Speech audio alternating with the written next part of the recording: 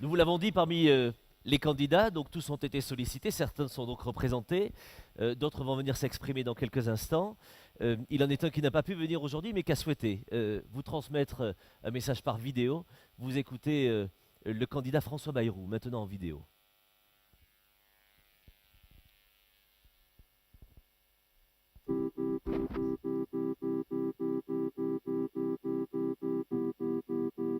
Il y a une question qui se pose et qui est dans l'esprit de beaucoup de Français, et qui est la question du traitement des victimes dans ce genre de drame.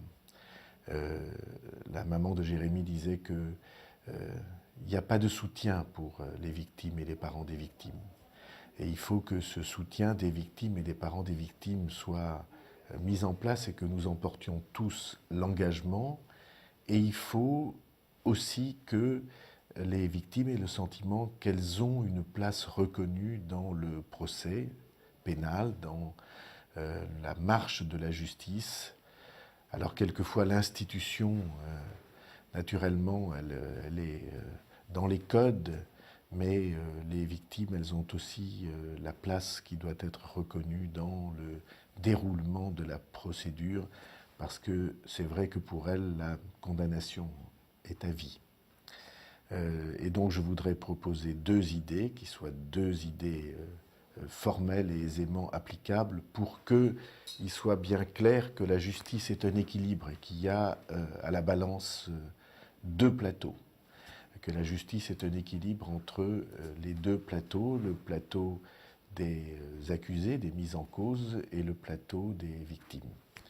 Donc je voudrais proposer deux idées simples, et qui sont deux idées, me semble-t-il, opératoires, au fond, très évidentes.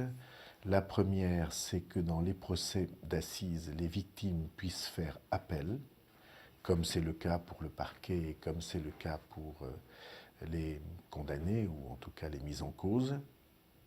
Première idée, appel possible pour les victimes dans les procès d'assises, dans les crimes.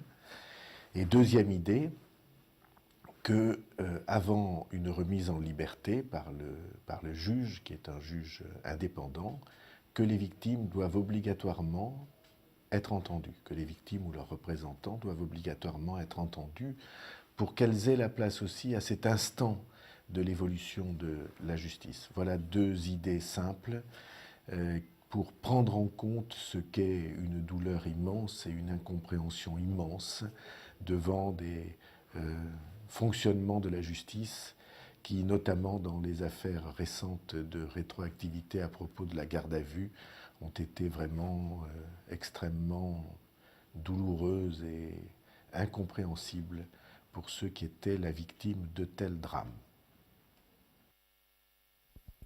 Nous remercions François Bayrou, candidat à l'élection présidentielle.